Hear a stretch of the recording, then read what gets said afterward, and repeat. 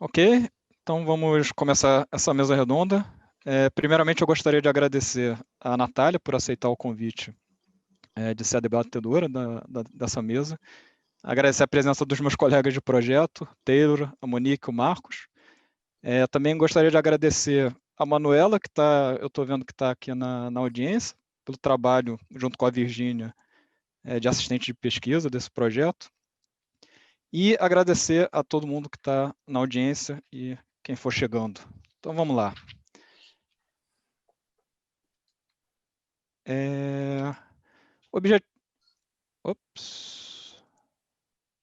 O objetivo dessa mesa redonda, né, é discutir o estado atual de um dos que a gente poderia chamar mitos fundadores, né, da sociologia política brasileira, que é a dinâmica política eleitoral da região semiárida.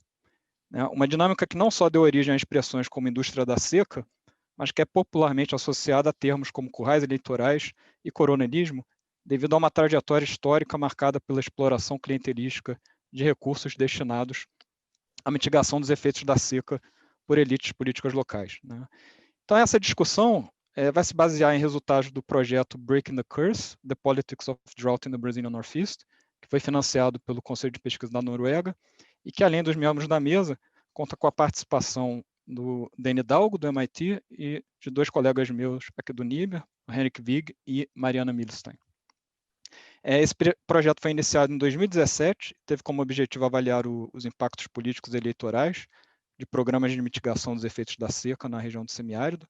E, em termos concretos, a gente utilizou a definição da zona do semiárido vigente entre 2015 e 2017, que cobria 1.134 municípios, distribuídos em 9 estados e com uma população de cerca de 23 milhões de habitantes.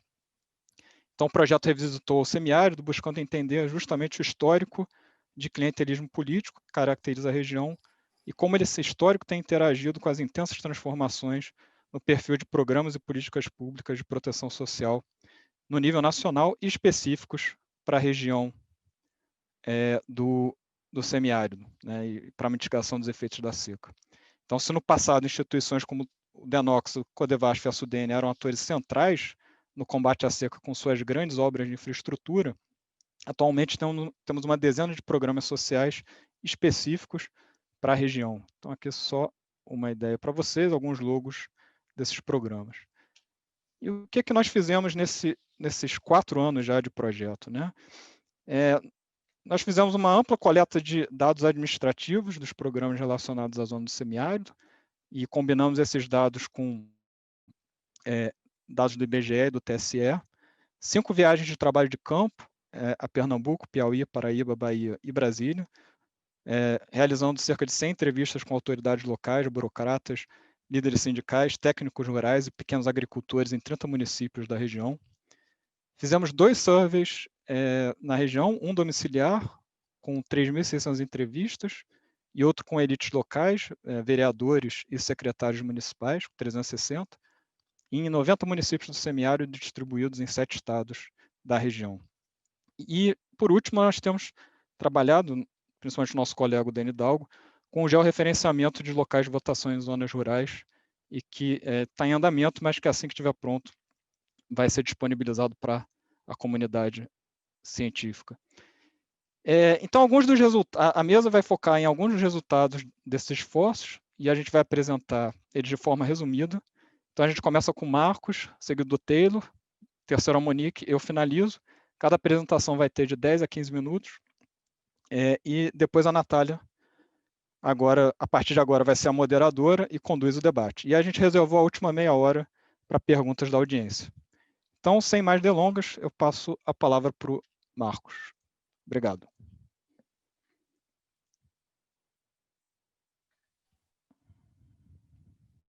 Bom dia a todos. Estão me ouvindo bem? Tá funcionando, né? Bom, eu quero iniciar agradecendo aí aos organizadores a iniciativa, né, e o acolhimento pela BCP da mesa. É um prazer estar aqui discutindo esse tema, que nós estamos revisitando, um tema absolutamente clássico eu não estou vendo aqui o controle dos slides, eu não sei se já foi atribuído para mim. Sim, Marcos, acho que agora tu consegue. Você pode usar a seta do teclado também, Marcos. Já, é porque não estava aparecendo aqui.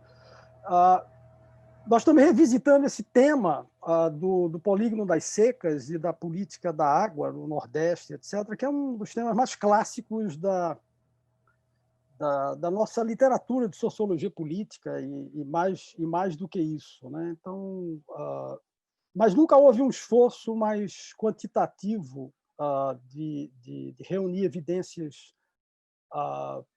robustas, empíricas, sobre alguns dos supostos e conclusões apressadas, digamos assim, sobre determinados processos.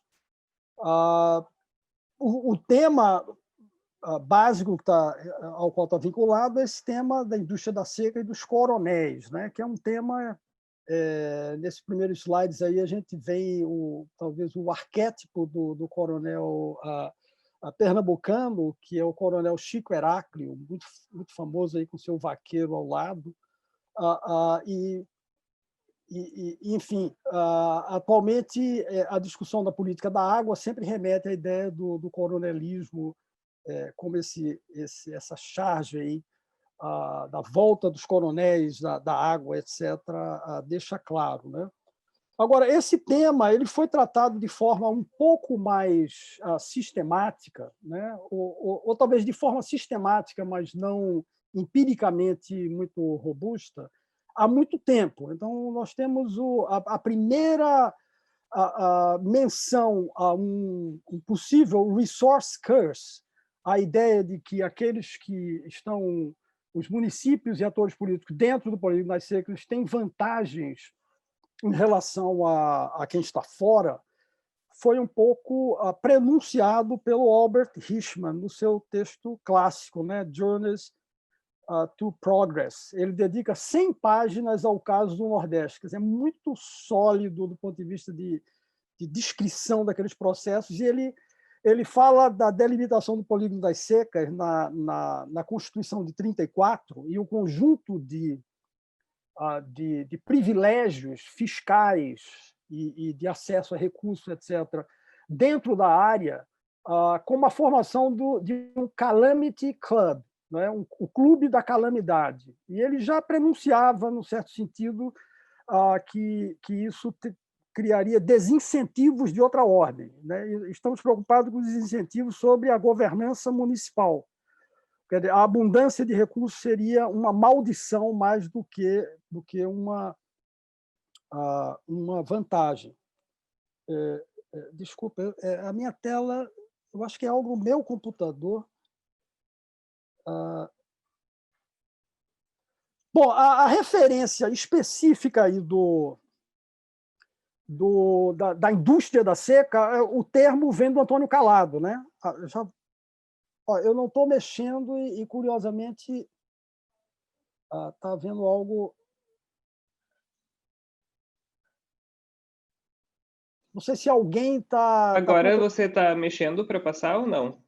Não, eu não estou mexendo, eu não estou tocando na tela. Você consegue tentar voltar agora para onde estava? Mas essa é a tela que você vai falar agora, né? Quero falar. Eu não estava mexendo em nenhuma e de repente os slides começaram a se movimentar.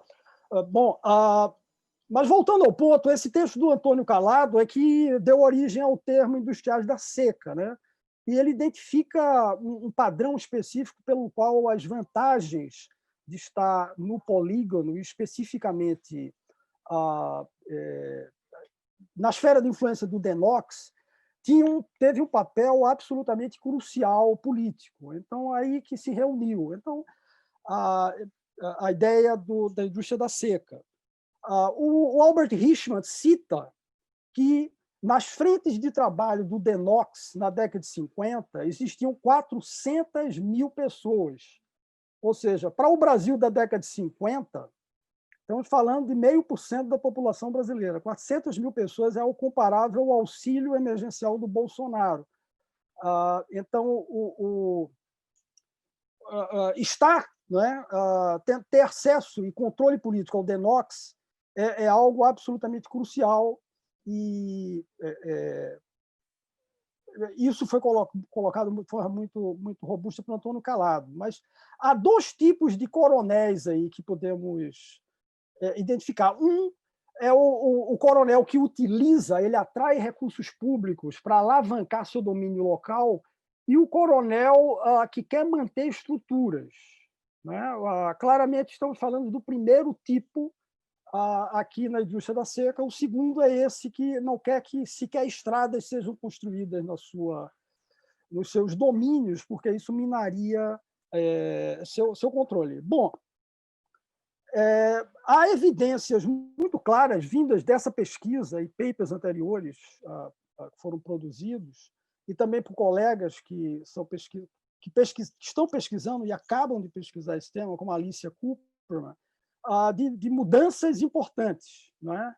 Então, essa ideia do coronelismo está associada ao quê? À ausência de qualquer partidarismo. Os partidos inexistem. Segundo, a sociedade civil é desorganizada. Você tem um curral eleitoral pelo qual há um domínio completo, assimétrico do coronel em relação à base. E também não há organização de trabalhadores.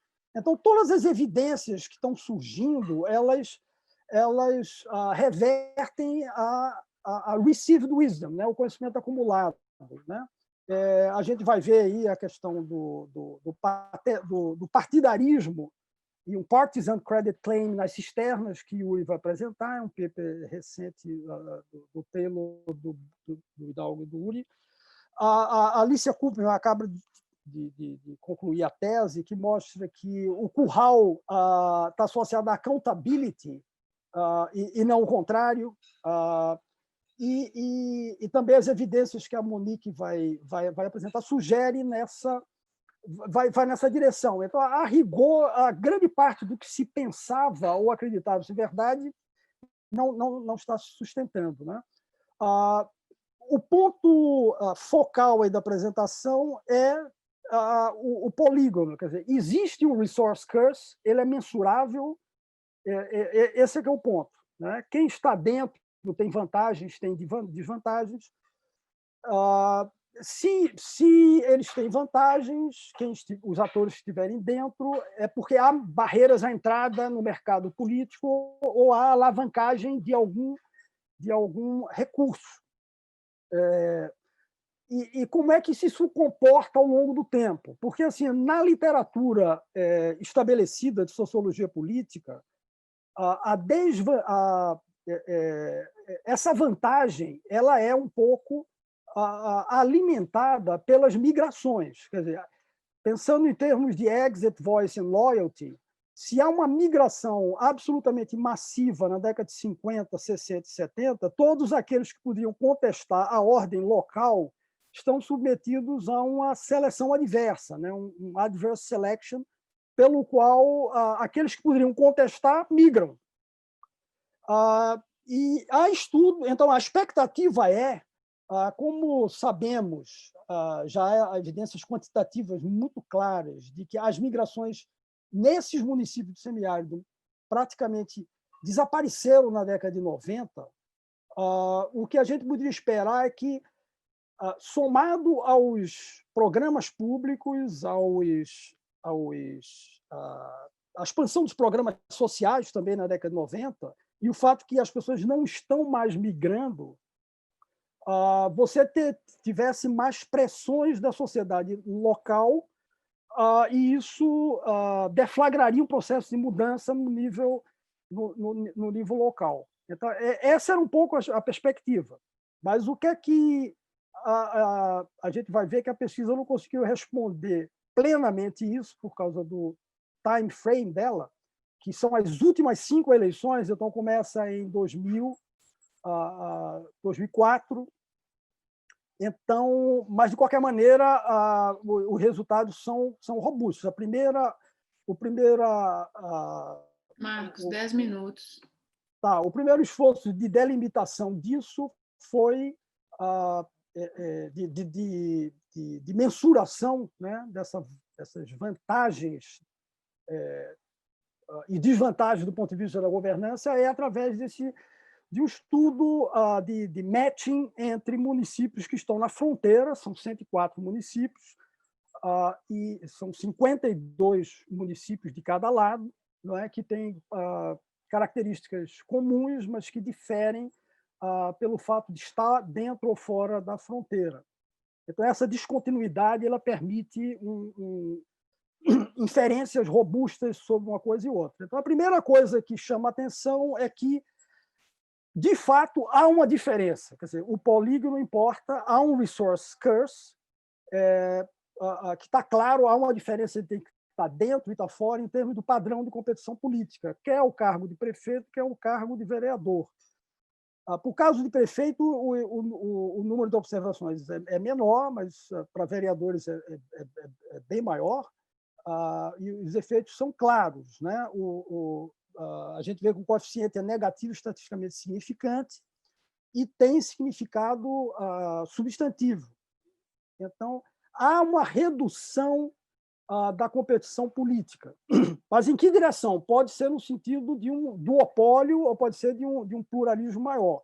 Tudo aponta no sentido que seja no sentido de uma competição maior entre grupos dentro do município. Como o Taylor vai falar, essa competição ela tem uma base familiar importante, embora o partidarismo não seja nulo. O número efetivo de partidos no nível municipal aumentou muito, e isso acompanha a tendência nacional, né? Mas, de qualquer maneira, há uma diferença, há efeito heterogêneo, né? No sentido de redução da competição no nível que é consistente com essa ideia de duopólio.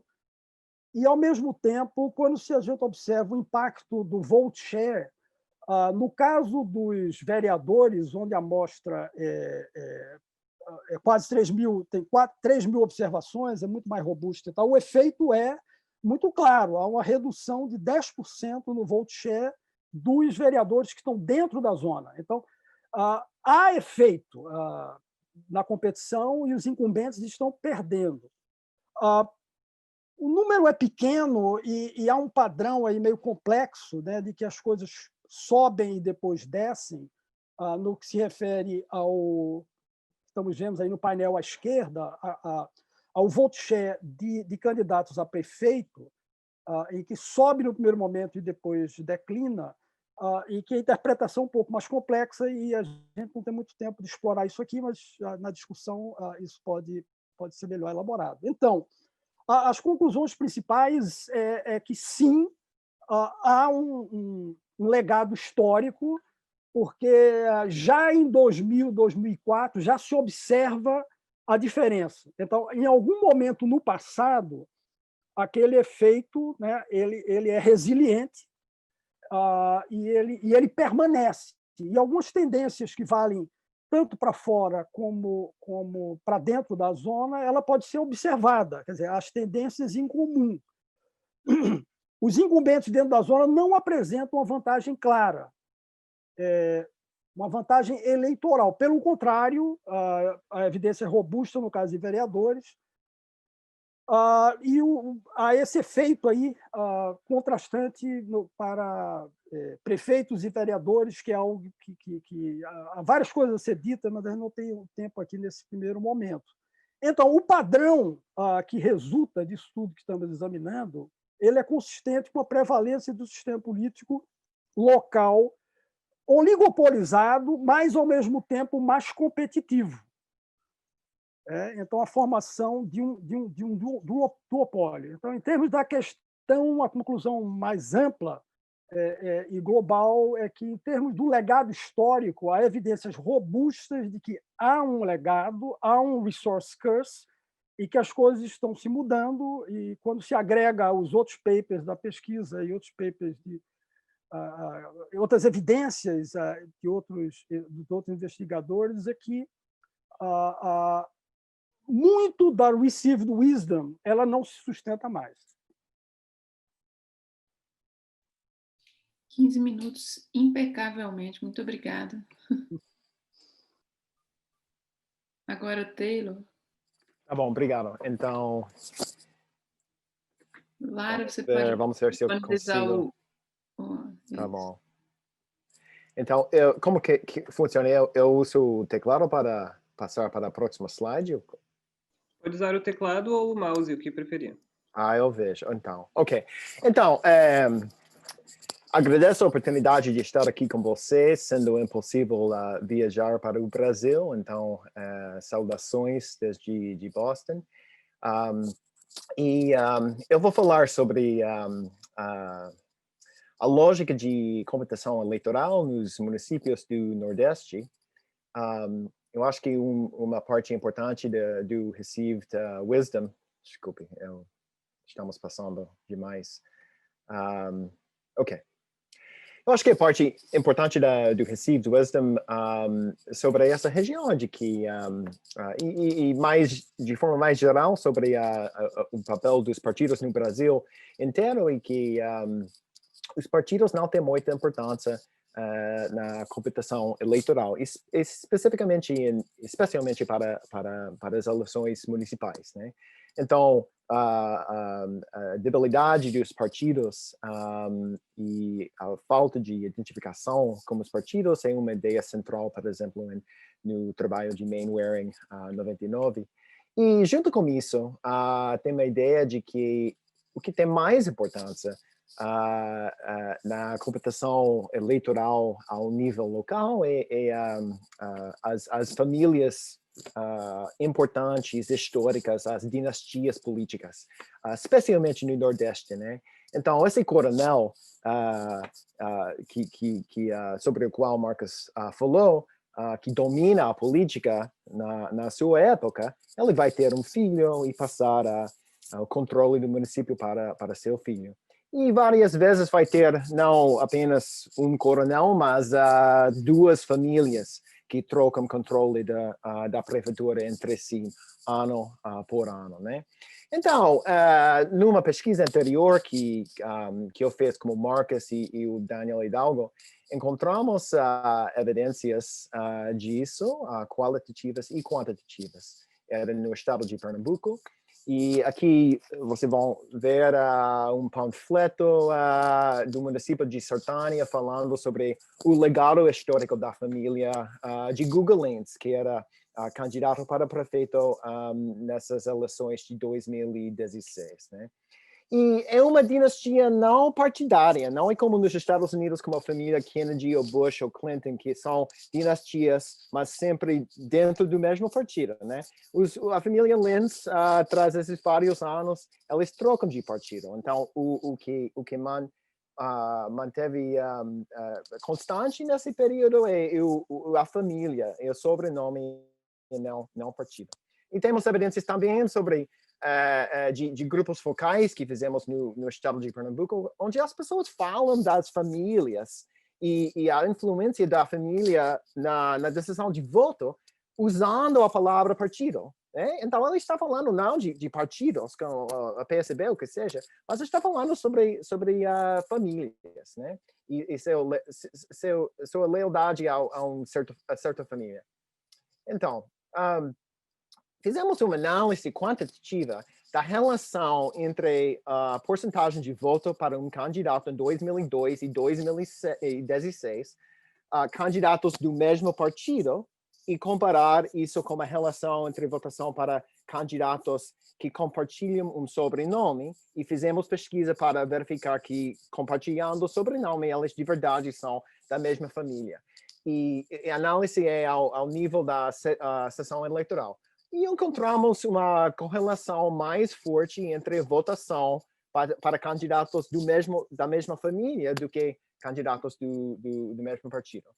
Então, decidimos examinar essa ideia utilizando um experimento incluído na nossa pesquisa, nosso survey, nos 7 estados para a pesquisa atual. Então, é um experimento de endorsement e vocês estão vendo aqui o grupo de controle. Há 3 versões desta pergunta. Então, imagine que as próximas eleições municipais sejam neste domingo e há um candidato ficticioso, né? E vamos ter 2 perguntas, 2 variáveis dependentes. A primeira, na sua opinião, qual a chance do senhor votar em José Carlos e qual a chance de José Carlos ganhar a eleição para prefeito? Para o survey dos elites, dos políticos locais, perguntamos apenas a segunda, qual a chance dele ganhar, né? Então, aqui no grupo de controle não tem outras informações sobre o partido ou da família do José Carlos. No grupo no primeiro grupo de tratamento, utilizamos o nome de um grupo político não partidário local. Então, nossos assistentes de pesquisa fizeram pesquisa qualitativa, ligando para blogueiros locais e fazendo pesquisa na internet para identificar em 79 dos 90 municípios quais são os grupos importantes locais. E na maioria dos casos são famílias, não sempre, mas identificados um ou mais grupos locais. Então, utilizamos aqui, se estivéssemos em João Pessoa, Caiçara seria o município mais perto, e o grupo dos Albas é a família mais importante na política local desse município. Então, é a primeira condição experimental. A segunda condição experimental é identificar o partido desse candidato ficticioso, né? Então, tomamos os partidos dos vencedores na eleição para prefeito nas últimas 5 eleições. E em Caiçara, o PMDB venceu 3 dos 5 vezes e PSB 2 vezes nessas 5 eleições. Então, tomamos essas probabilidades, né? Então, nesta condição, pode ser um candidato pelo PMDB ou também pode ser um candidato pelo PSB, com probabilidade de 2 sobre 5. Então, a nossa hipótese era de que a família, o grupo não partidário, ia ter mais influência na votação do que identificar o partido do candidato. E só para falar um pouquinho sobre o análise, vamos transformar esta variável dependente, tomando a diferença entre o valor dado pelo respondente e a média do valor no grupo de controle para esse setor censitário. Então, queremos saber se essas informações mudam a intenção de voto para cima ou para baixo, porque uma pessoa pode estar em contra de uma certa família ou a favor. Queremos saber se a informação relevante para mudar a sua intenção de voto com referência ao grupo de controle, né? Então, todas as estimativas vão ser positivas e queremos saber qual é o maior. Então, os resultados que encontramos aqui é que um partido tem o mesmo efeito do que um grupo não partidário, geralmente um grupo familiar. Aqui vemos as 2 variáveis dependentes, a decisão de voto e a estimativa da possibilidade de ganhar a eleição. Basicamente a mesma coisa aqui para o survey da população. E é interessante que encontramos também não há diferenças significativas entre o grupo não partidário e o partido no survey dos elites, mas a estimativa é muito maior, sabendo pessoas que provavelmente sabem melhor sobre como funciona a política no seu município, porque a maioria dessas pessoas são vereadoras em exercício. Então, só para dar algumas conclusões aqui, encontramos que ambos os fatores importam, não? Então, em certo sentido, estamos confirmando esse received wisdom, não? Essa ideia tradicional de dinastias políticas que importam na decisão de voto, mas também encontramos que os partidos têm uma importância também. Eu acho que é interessante que frequentemente há um sistema basicamente bipartidário nos municípios, mas que tem competição entre grupos que não são partidos. E as pessoas nos grupos de discussão que fizemos falam como se fossem partidos. Usam essa palavra para se referir a grupos que não são, na verdade, partidos, né? Então, é uma certa validação da lei de Duverger com um sistema bipartidário, mas com grupos que não são, na verdade, partidos, né? E, então, encontramos que os dois fatores são importantes. Então, obrigado e passamos agora para a Monique. Obrigada, Taylor.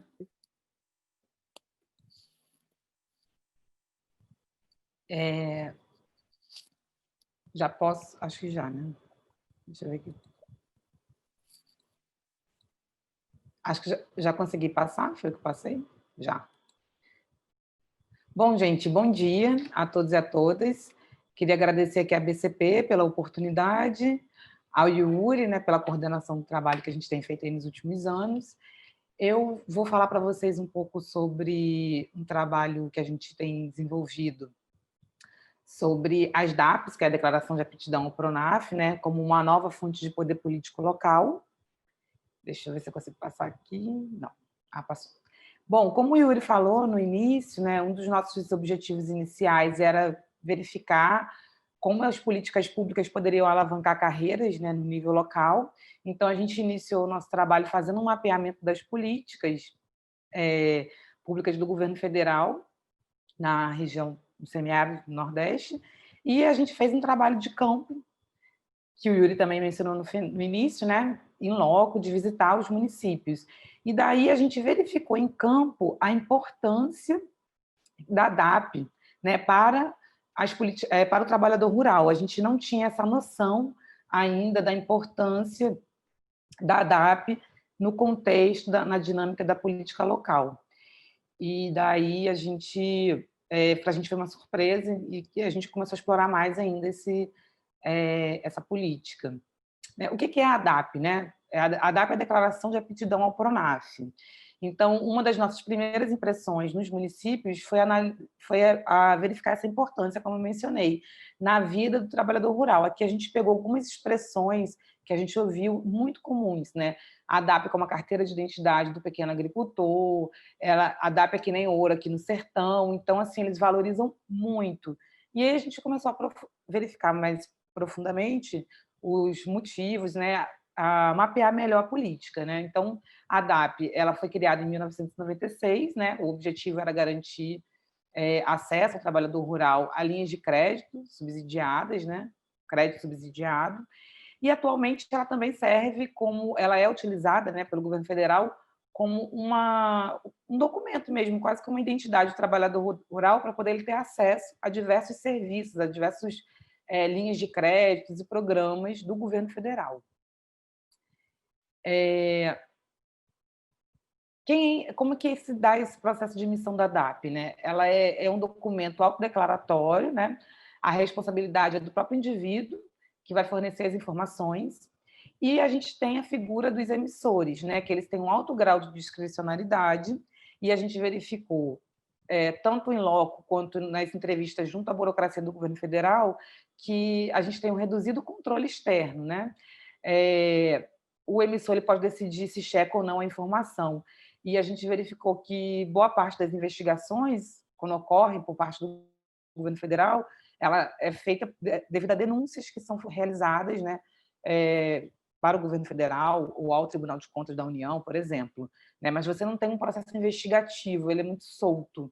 E isso confere um grande grau de discricionariedade ao emissor. Mas quem são esses emissores, né? Quem emite a DAP? A emissão da DAP ela é feita pelo sindicato rural, né, da cidade, ou também pela as empresas estaduais de assistência técnica e extensão, né, que são as EMATEs. Então, aqui a gente tem uma foto do canto esquerdo de uma EMATE, se eu não me engano, não, acho que sindicato, perdão, sindicato, que é na cidade de Valença, aqui no Piauí, que a gente visitou no interior, e do lado direito a gente tem uma foto, aqui é da EMATE, do governo da Paraíba, que também é um local de emissão de DAP, né? A gente colocou só para ilustrar aqui para vocês. Aqui é um pouco do resultado, algumas análises exploratórias que a gente começou a fazer sobre esse elevado grau de discricionalidade que eu mencionei. O gráfico mais vermelho, né, ele é de 2006, e aqui a gente tem a proporção de DAPs emitidas por número de propriedades rurais. Já em 2017, e aí o que a gente verifica em 2017, que é o gráfico que está no canto direito, né? Que a gente percebe que há um grande número de municípios que apresentam um excesso na quantidade de DAPs, DAPs emitidas, e a gente verifica esse excesso a partir de uma análise cruzada com os dados do Censo Rural do IBGE. Aí é que a gente já vê que, na verdade, a gente tem uma quantidade enorme de DAPs emitidas, e a gente considera que isso está muito relacionado com a discricionalidade dos emissores de DAPs, né? E aqui, em seguida, a gente também fez um cruzamento. Quando a gente pega o banco de dados da DAP, a gente tem acesso ao CPF do emissor, né? E então a gente fez um cruzamento para verificar se esses emissores eram candidatos, e a gente verificou que quem emite DAP tende a concorrer a cargos políticos, né? Em porcentagens bastante elevadas. 20% de todos os emissores de DAPs na região Nordeste concorrem em eleições. Sua grande maioria é para vereador, mas também para prefeito. A gente colocou aqui como exemplo de cédulas eleitorais de emissores de DAPs, né? E aí a gente começou, então, a fazer uma análise ainda mais investigativa sobre as DAPs, e a gente verificou aqui, né, que quanto maior o número de DAPs emitidas, né, maior é a proporção de emissores que concorrem a eleições no município, né? Essas variáveis aqui elas estão logarítmicas, né? Mas a gente tem aqui número de DAPs emitidas e proporção de emissores concorrendo. Você vê que, né, você tem uma tendência aí de subida até um platô. Aqui a gente tem um retorno, a gente verifica que o retorno eleitoral ele é ainda maior na zona do semiárido, né? Que é essa linha tracejada, no qual a gente pode verificar que os emissores de DAPs per capita e o percentual de votos per capita, né? O que está dizendo aí? Quanto maior a quantidade de votos, quanto maior a emissão de DAPs, né, maior a quantidade de votos recebidas, né? Então, e isso acontece muito mais na linha tracejada em azul, que é na zona do semiárido. E aí, dando continuidade a essa investigação, a gente fez um modelo estatístico, né, para poder medir o efeito da emissão de DAP sobre a probabilidade de um emissor ser candidato e sobre o percentual de votos e a probabilidade dele ser eleito de fato. E a gente verificou que todos os coeficientes são estatisticamente significativos. Então, a gente tem uma probabilidade maior dele receber mais votos, quanto mais DAPs ele emite, dele ser eleito de fato. Tá? Eu não vou detalhar o modelo, mas a gente pode depois discutir, né? Se alguém tiver dúvidas, se a Natália quiser comentar. Aí isso a gente teve essa percepção da DAP na pesquisa qualitativa. Aí a gente fez uma análise de dados agregados e também a gente trouxe para o survey, né, que o Yuri mencionou no início, o Taylor também. A gente fez uma análise conjunta perguntando qual o perfil de um indivíduo hipotético que teria a maior probabilidade de receber uma DAP, né? E a gente fez uma combinação aleatória de 5 pares de características, né, combinando critérios formais com comportamento político. Aí deixa eu só pegar aqui para vocês entenderem os desenhozinhos, né? O primeiro par de características é se apoiou publicamente o atual prefeito ou se não apoiou publicamente o atual prefeito, né? Toda a família trabalha na agricultura, que seria um critério, né? Ou tem um irmão que trabalha na prefeitura, participa de associação comunitária, que é um critério oficial, né? Ou não participa de associação comunitária. A esposa é dona de casa versus a esposa é professora. Quem tem trabalho formal não pode, né? Professor não pode receber, quem tem um professor na família não pode receber a DAP, né? Possui uma pequena propriedade versus uma grande propriedade. E aí, o que a gente viu com os resultados, né? Que foram bem interessantes. Apesar do apoio público ao prefeito ter um efeito positivo, né? Os critérios formais do programa são as características mais relevantes. Toda a família trabalhar na agricultura, a esposa ser uma dona de casa, porque no caso é em oposição a ser professora, né? E possuir uma pequena propriedade. Então, a gente verifica que tem uma politização, mas os critérios mais importantes na percepção da população são, de fato, os critérios do programa. E aí, aqui eu trouxe só uma citação para a gente poder corroborar um pouco com o nosso argumento do que a gente tem dito, tanto do grau de discricionalidade, mas também da percepção, né? Do funcionamento, enfim, da emissão de DAP. Aqui é um vice-presidente de um sindicato, os trabalhadores rurais, né? E aí ele cita aqui, às vezes um membro do sindicato vem aqui e pede uma DAP, mas quando a gente os documentos, né, vemos que ele não se qualifica. Por exemplo, se a esposa dele é professora e menos de 50% da renda domiciliar vem da agricultura. Essa questão de ser funcionário público, ser professor, aparecia muito nas entrevistas, né, por parte do sindicato. Né? O sindicato, como emissor de DAP, falava muito, né? Esse final aqui da citação. A gente nega o pedido e ele fica bravo. Aí começa a espalhar por aí que só damos DAPs para algumas pessoas que são próximas da gente. Então, isso a gente ouviu demais, né, nas entrevistas qualitativas, que, na verdade, você tem um percentual da população que eles entendem quais são os critérios, mas, ao mesmo tempo, também tenta solicitar a DAP mesmo assim, né?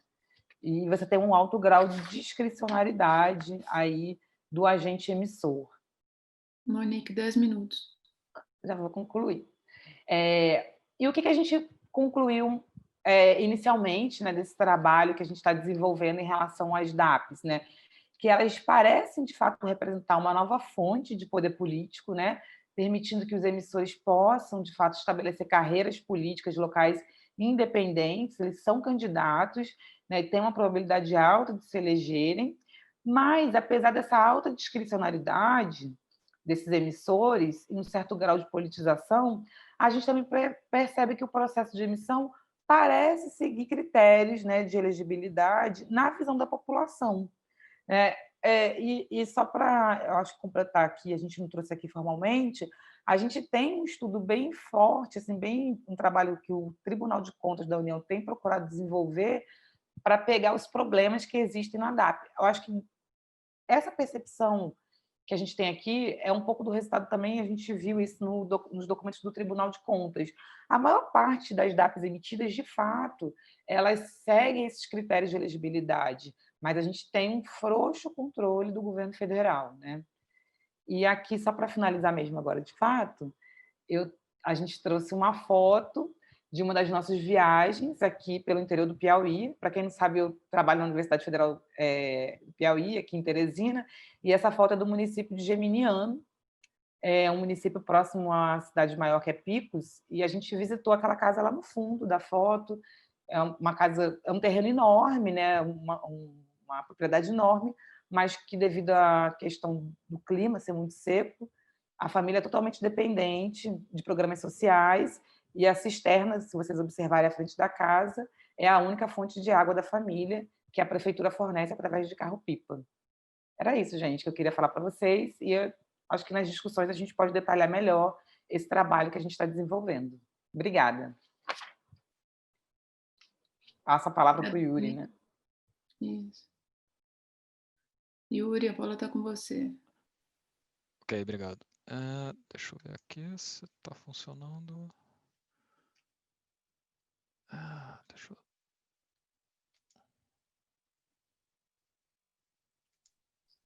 Ok, vamos ver aqui se funciona. Laura, você já passou para ele? Foi, ok. Ops, vamos lá. Obrigado, Monique. Obrigado, Natália. Então, eu já vou passar direto para a minha apresentação. Eu vou falar um pouco sobre o programa 1 milhão de cisternas, né? Então, vamos lá. Bom, o problema evidente da zona do semiárido é a escassez de água, né? Então, principalmente em comunidades rurais. Por isso, um dos programas que analisamos de modo mais detalhado foi a construção de cisternas de cimento ou de placa, né, como são conhecidas popularmente na região. Então, só para ilustrar aqui para vocês, essas cisternas, né, são estruturas de cimento construídas ao lado das residências e conectadas à calha do telhado para coletar a água da chuva. E elas têm capacidade para 6.000 litros e, em tese, atendem às necessidades de consumo de uma família de 4 pessoas durante o período de estiagem. Originalmente, essas cisternas foram desenvolvidas e promovidas por uma rede de organizações da sociedade civil conhecida como ASA, Articulação do Semiárido Brasileiro. Atualmente, a ASA ela conta com cerca de 3.000 organizações, como sindicatos, trabalhadores rurais, organizações ambientais, organizações de cunho religioso e outras associações locais. Já no final do segundo mandato do Fernando Henrique Cardoso, a ASA ela obtém fundos para um programa piloto de pequena escala para a construção dessas cisternas, mas é a partir de 2003, durante o primeiro mandato do Lula, que o programa para a construção de cisternas passa a receber um volume considerável de recursos, ao ser incluído no programa Fome Zero, que depois resultou no Bolsa Família também. Então, só para ter uma ideia, de 2004 a 2016 foram construídas cerca de 900.000 cisternas em toda a região do semiárido, e nós obtivemos uma base de dados com todas essas cisternas que utilizamos na nossa análise. Mas, enfim, o aspecto interessante aqui é que a decisão, não só o governo federal, né, na primeira administração do PT, decidiu expandir a construção dessas cisternas, né, mas como a ASA também decidiu utilizar a ASA como agente implementador do programa. E para o governo federal, a ASA teve um papel estratégico importante, porque ela representava uma organização com capilaridade, né, regional no Nordeste, e ao mesmo tempo independente, para não dizer antagônica, em relação a elites políticas tradicionais.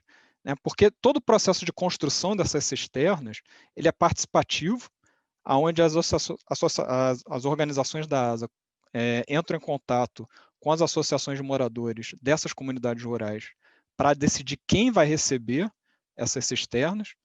E também, além de construírem as cisternas, esse processo inclui cursos de uso apropriado uso sustentável da água, mas também de cidadania política, com uma forte mensagem anticlientelista e anti-venda de votos.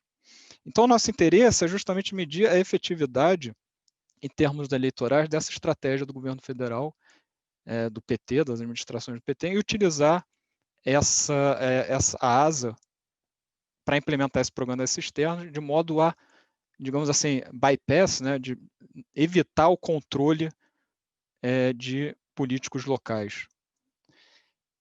Então, um primeiro passo nesse sentido foi a gente, no survey, assim como a Monique já mencionou, fazer um experimento de análise conjunta, só que para medir aqui a percepção de residentes e elites locais sobre o processo de alocação das cisternas. Então, a gente, do mesmo modo como as DAPs, estava interessado em saber, né, como é que a população vê esse processo de implementação das cisternas. Então, apresentamos também 2 perfis hipotéticos de indivíduos e perguntamos qual desses perfis teria mais probabilidade em receber uma cisterna do governo federal. As 3 primeiras características, os 3 primeiros pares de características são idênticos ao experimento das DAPs e só alteramos os 2 últimos, né? E aqui para incluir critérios formais e de necessidade relacionados às cisternas. E aqui no caso é o par 4. A pessoa 1 tem um poço na sua propriedade, a pessoa 2 não tem nenhuma fonte de água em sua propriedade. Na característica 5, a pessoa 1 recebe o Bolsa Família e a pessoa 2 não recebe. Então, todas essas características eram aleatoriamente combinadas, e aí a gente mostrava esses perfis, né, para as pessoas e perguntava quem tinha a maior probabilidade de receber a cisterna. Os resultados mostraram aqui que na verdade, assim como as DAPs, os critérios de necessidade e intermediação organizacional importam mais do que a manifestação pública de apoio político e as redes pessoais de contato. Né? Então, aqui, por exemplo, apesar dos residentes terem indicado que declarar apoio, aqui é o MES, né, a bolinha preta, declarar apoio público ao atual prefeito aumenta a probabilidade de receber uma cisterna, a magnitude do efeito ele é ligeiramente menor do que participar em uma associação de moradores, que é um dos critérios importantes para receber a cisterna, e muito menor do que não ter nenhuma fonte de água na propriedade. Aqui, na verdade, a gente usou a referência ter um poço ou não, por isso que está negativo. Né? Então, se a gente colocasse aqui, não ter nenhuma propriedade, nenhuma fonte de água na propriedade, você teria um efeito positivo aqui. Né? Então, esse aqui é o maior, o efeito com maior magnitude, né? Que é um critério de necessidade. E no caso das elites, né, esses efeitos são ainda mais pronunciados. Então, aqui você tem em branco, tanto para a participação na associação, quanto para ter não ter nenhuma fonte de água na propriedade. E do mesmo modo, ter família na agricultura, aqui em oposição a ter um irmão trabalhando na prefeitura, é considerado também uma característica importante. Né? Então, a gente pode interpretar esses resultados como sinais de que o processo de alocação das cisternas ele não é fortemente influenciado por dinâmicas clientelísticas, mas que tem seguido critérios de envolvimento comunitário e de necessidade que caracterizam o programa. Então, qual é o efeito eleitoral das cisternas? Né? Para a gente fazer isso, a gente combinou uma base de dados, como eu já mencionei, contendo a geolocalização de todas as cisternas construídas, e combinou com uma base de dados que a gente tem desenvolvido com o georreferenciamento, com os locais de votações sendo georreferenciados. Né? E aí a gente adota um desenho de regressão descontínua geográfica, usando a delimitação da zona do semiárido, como o Marco já mencionou, só que aí a gente está, ali a gente está trabalhando no nível municipal, aqui a gente está trabalhando no nível do local de votação para ter uma estimação mais precisa do impacto eleitoral desses termos. Então eu vou mostrar aqui um mapa para vocês poderem visualizar melhor o nosso design. Né? Então aqui em vermelho estão os municípios, aqui é um trecho é um mapa representando municípios do Piauí, de uma parte do sul do Piauí.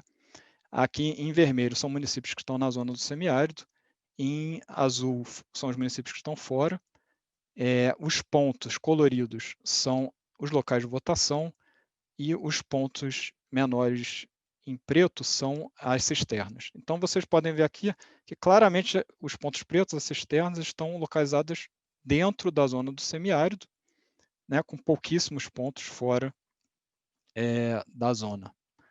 Então, o que a gente está fazendo é basicamente comparar os resultados eleitorais desses locais de votação vizinhos um ao outro, né, e separados pela zona do semiárido, pela fronteira. Então, só para vocês terem uma ideia de que o nosso design faz sentido, né, aqui a gente fez um gráfico com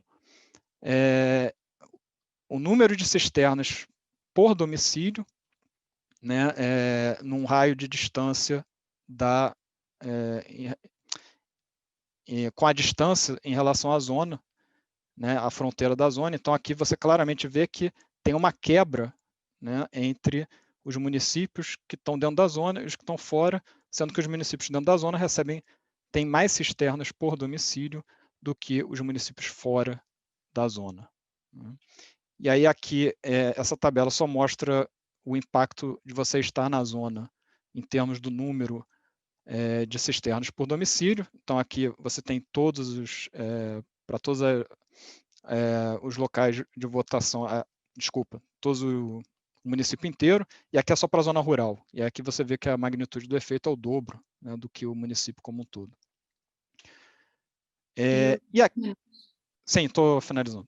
Então aqui, finalmente, a gente mediu o efeito da zona do semiárido, assumindo que justamente as cisternas aí têm um impacto forte nesse efeito sobre a performance eleitoral de candidatos a prefeito do PT, candidatos que estão buscando a reeleição e candidatos do PT a presidente. Então, aqui o que a gente faz, a gente compara a performance de candidatos a prefeito do PT dentro da zona com os fora da zona, né? E a gente percebe que dentro da zona, esses candidatos do PT em 2012 e 2016 tiveram, em média, 9% a mais, né, de votação do que os seus pares fora da zona, indicando justamente que o PT conseguiu capturar, né, os efeitos, ou digamos assim, ter o crédito dessa política das cisternas. Enquanto que os prefeitos, os demais prefeitos de outros partidos buscando a reeleição tiveram, na verdade, um impacto negativo, né, de menos 4% em relação aos seus pares fora da fronteira em 2012. Em 2016, você tem já assim, um leve efeito positivo, indicando que aqui que já mudou um pouco, enfraqueceu o efeito, mas que, de toda maneira, indicando que os candidatos à reeleição não estão conseguindo capturar efeitos positivos dessa política. E aqui, no nível presidencial, a gente vê também que tem um efeito positivo. Em 2014, o candidato a Dilma teve 4% a mais de votos em relação aos municípios que estavam fora, e em 2018 isso cai um pouco, mas continua com 2%. Né? E aqui, só para ilustrar também a descontinuidade, né? Em 2012, para os candidatos a prefeito em 2012, os candidatos do PT, dentro da zona do semiárido, tiveram uma performance melhor do que os que estavam fora da zona do semiárido. E para concluir, né, então aqui a gente vê que as organizações da sociedade civil propiciaram ao governo federal um mecanismo, né, para minimizar a apropriação do programa do Credit Claim por políticos locais. E aqui a gente eu acho que foi interessante desse trabalho que a gente está identificando também um mecanismo alternativo baseado na sociedade civil para a implementação de programas que complementam a estratégia adotada pelo governo federal em programas como Bolsa Família, utilizando o sistema financeiro, o sistema bancário, como forma de bypass, né, os políticos locais. E aqui é uma pergunta para o debate, se há efeitos de longo prazo, né, em termos de fortalecimento de associações de moradores utilizados nesse programa. Talvez aqui a gente possa discutir no debate algumas evidências do survey. E aí também esse estudo ele corrobora outros estudos sobre cisternas que têm mostrado que ela é um elemento importante para entender mudanças gerais na dinâmica eleitoral, né, do semiárido, porque elas impactam negativamente políticos, clientelistas principalmente, né, buscando a reeleição, já que elas diminuem tem outros estudos que mostram que ela diminui a vote buying, né, a compra de votos e práticas clientelistas. Então, essa é a minha apresentação. Obrigado. E aí eu passo a palavra aí para você, Natália, conduzir o debate. Muito obrigada por todo mundo seguir o tempo aí devido da coisa. Agora, Yuri, eu vou pedir para você me controlar, porque na verdade eu não tenho muita clareza de quanto tempo que eu posso falar também. Então, você me pauta se eu demorar demais. Não, você fica à vontade. Você quer que eu te controle o quê? 15 minutos?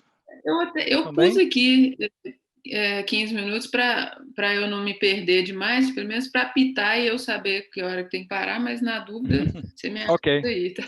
Tudo bem. Em primeiro lugar, eu queria agradecer o convite, porque, de fato, eu tive a oportunidade de ver um trabalho muito interessante e que, como você, agora que você me falou, né, antes das apresentações, que ele que visa ser um livro, eu queria parabenizar, porque, com toda certeza, vai virar uma referência, porque vem quebrando, né, todo foi a fala do Marcos aí, né? Assim, está trazendo evidência sistemática e robusta da mudança de estrutura das políticas públicas e, portanto, do resultado nessas relações políticas, em especial nas clientelistas. Então, de fato,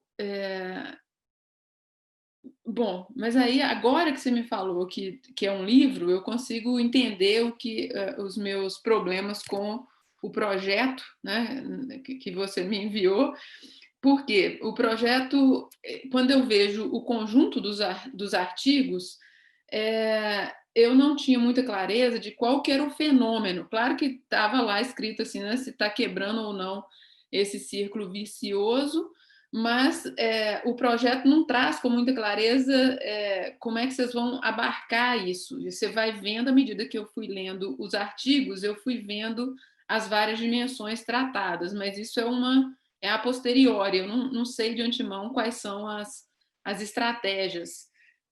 O projeto traz as estratégias metodológicas, mas não as pegadas teóricas que, de fato, vocês vão estar analisando. E isso também está posto nos artigos.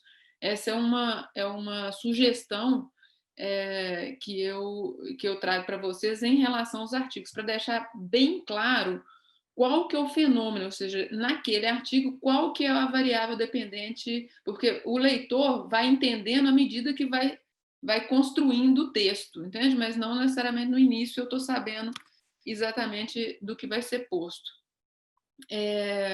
Mas, né, para quem é metodólogo, o desenho e o arcabouço metodológico que vocês trazem é super instigante.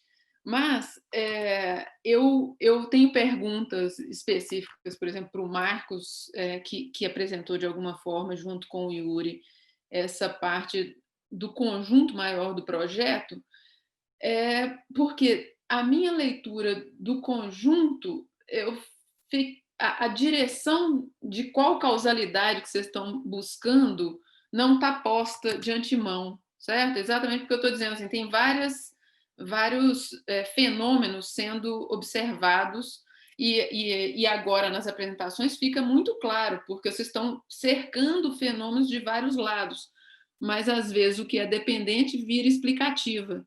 Então isso tem que estar mais mastigado para o eleitor. E eu estou dizendo assim, por exemplo, no projeto tem lugar claro onde vocês colocam assim, a pergunta de como as instituições democráticas e as dinâmicas eleitorais afetam o gerenciamento dessas intervenções anti-seca, que é o inverso do que vocês estão perguntando em outro momento, como que essas intervenções impactam nas instituições democráticas e nos processos eleitorais. Então, no projeto, tem as duas perguntas, tem os dois lados da coisa. Então, eu acho que precisaria estar mais claro, agora entendendo que é um livro, fica mais claro. Mas quando, de qualquer forma, é necessário isso para o leitor poder criar expectativas em relação a cada passo que vocês dão, entende? Assim, eu tenho que saber muito claramente se vocês estão querendo uma direção ou outra para eu poder saber se a estratégia de fato foi a mais correta. Por quê? Porque é quase uma construção no percurso. E aí eu vou gostando do resultado, porque os resultados são bem robustos, mas eu não sei se existe alguma variável relevante omissa que devia estar sendo considerada, porque eu não sei de antemão qual que é o fenômeno central da coisa, daquele artigo específico, entende? E eu acho que é aí que vocês têm que deixar claro para o leitor, para que eu fique totalmente convencida, porque eu estou convencida do arcabouço metodológico, mas eu não estou convencida de que tudo que foi relevante para aquele fenômeno está sendo considerado de fato. Portanto, eu acho que esse é só o desenho, é a forma de colocar. Essa é uma sugestão, né? Ou seja, o meu ponto é, quando você coloca lá nesse primeiro de competição política e mostra os resultados, e os resultados, né, do número de partidos efetivos e número de candidatos efetivos, tem alguma outra coisa para esse esse fenômeno que devia estar sendo considerado, porque senão eu posso estar inflacionando o efeito da zona semiárido nisso, entende? E aí vem o ponto que eu falei para vocês antes, como eu não sou especialista dessa área específica, eu não consigo de antemão falar que poderia estar faltando variáveis centrais e, portanto, sugerir algum tipo de inflacionamento. Essa mesma fala, agora eu vou voltar e fazer algumas perguntas específicas, entende? Assim, porque essa é do jogo. Por exemplo, no texto que o Taylor apresenta, são muitas perguntas importantes, né? Vocês perguntam se os programas afetam o clientelismo, perguntam se os atores envolvidos impulsionam suas carreiras, perguntam se famílias tradicionais têm peso, se a seca condiciona compra de voto, quem tem preferência do tipo de cisterna e quem é mais propenso a receber DAP. Tudo num paper só. Ou seja, qual que é a pergunta? No sentido, eu entendi o conjunto, vocês estão entendendo? Mas assim, eu preciso que o leitor tenha esse percurso de antemão, até para eu discutir, por exemplo, quando vocês trazem a discussão no texto, que não foi colocado aqui, se o tipo de cisterna importa, não é? Se a cisterna é de plástico ou a cisterna é de cimento. Eu preciso quem é mais, por exemplo, quando você me pergunta quem é mais propenso a receber o DAP, são fenômenos distintos que precisariam todos eles, ou seja, na apresentação o Taylor enfatizou o efeito do endorsement dos grupos locais e familiares, que de fato é a parte mais interessante, mas até chegar ali tem uma série de informações que vocês estão colocando e que precisariam dessa generosidade com o leitor. Ou seja, a minha sensação é de que vocês ainda estão naquela parte que vocês estão explorando, apesar de estarem com um ferramental robusto explicativo. Né? E, portanto, você precisa de avisar qual que é a pergunta depois para fechar. Mas eu não, aí, nessa parte, né, das famílias, é muito interessante, porque o conjunto das coisas que vocês estão mostrando é que os programas são determinados, ou seja, o público-alvo, de alguma forma, é determinado mais tecnicamente do que politicamente, e que isso tem uma consequência política.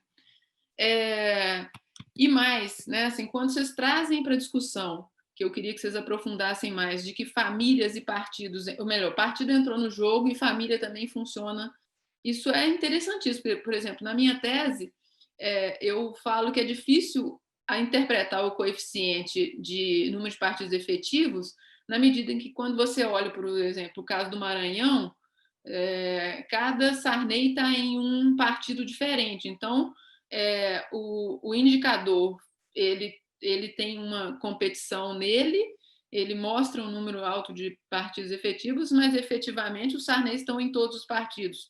E eu imagino que isso ocorra também no nível local.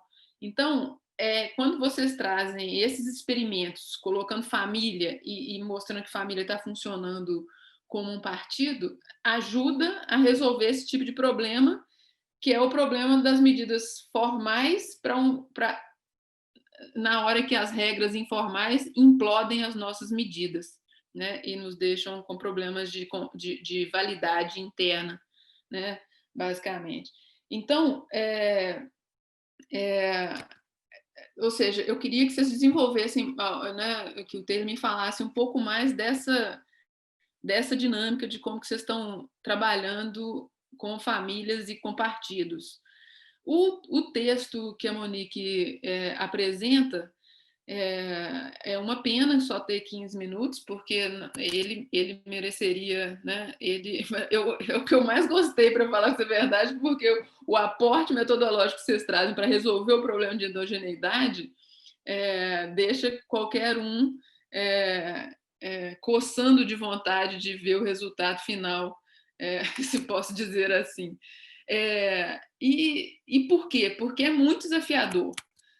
E eu tinha começado uma discussão anterior, uma fala anterior para vocês, assim, o arcabouço, eu queria que vocês colocassem, explicassem para quem não leu o texto, a utilização do painel para resolver o problema de heterogeneidade.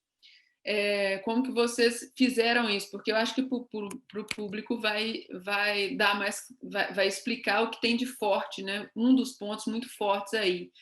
É como se vocês estivessem brincando com o perigo, né? Assim, porque todo o trabalho é perigo de endogeneidade. E eu fiquei até observando, fiz uma coisa igual quando a pessoa tem essas doenças muito bravas, que as pessoas, pelo menos no interior, por exemplo, se alguém está com câncer, a pessoa nem fala no nome e descreve a doença toda, mas não fala do nome. E vocês não falaram a palavra endogeneidade. Eu falei assim, é mais ou menos isso. Explicaram a doença toda, mas não falaram o nome do problema maior. Pode falar, porque vocês estão conseguindo atacá-la. E a minha sugestão aqui é que vocês utilizem mais a parte qualitativa para tentar resolver a endogeneidade especificamente. Né? Perguntar, de fato, não sei se vocês tiveram essa pergunta, dos funcionários, porque aí é o que vem agora algumas perguntas aqui. Dos funcionários da Emater, vocês perguntaram se tem a percepção de quem já tinha uma carreira antes, pede para ir para o DAP? Entende? Assim, tem essa pergunta, porque eu fiquei querendo, não é possível que eles não vão perguntar, me fala onde tem essa pergunta, para eu saber se a própria burocracia enxerga o colega de alguma forma buscando isso. Isso seria muito fortalecedor para a construção, para a construção não, para o controle da endogeneidade que vocês estão trazendo. Então, isso é uma pergunta. A segunda, que junta nesse texto, para mim, os achados que vocês trazem do sindicato, eles são ambíguos, né? Assim, quando você me fala que no sindicato não é tão tranquilo a emissão da DAP, então me mostra que cada um desses burocratas, estando no lugar, eles têm pesos distintos. E eu queria que vocês falassem um pouco disso, porque eu achei isso muito interessante, ou seja, na qualitativa parece como se fosse um argumento contrário, que ela tem um custo por causa do clientelismo, né? Um outro ponto que eu queria perguntar, quando vocês comparam a DAP com os agentes comunitários e o INSS, na verdade eu não sei, a DAP é a mesma coisa que se usa também para a Previdência Rural? Se não então ótimo. Isso precisa ser dito, porque a Previdência Rural tem um peso. E, né, não. Porque o meu ponto eu sugeriria que vocês comparassem, se tiver o dado, claro, né? Comparasse com BPC especificamente e com Previdência Rural, porque a natureza do agente comunitário não é de se esperar mesmo que ela tenha uma capacidade política, mas o BPC, por exemplo, e a Previdência Rural teriam uma natureza mais próxima. Então, se existir esse dado, porque vocês estão com tanto dado aí, né? 15 minutos, tá, Natânia? Tá joia, obrigada. Em relação às cisternas, vocês não colocam isso, mas em 2017 teve uma orientanda minha que tratou especificamente em Minas Gerais o programa de cisternas, da Água para Todos.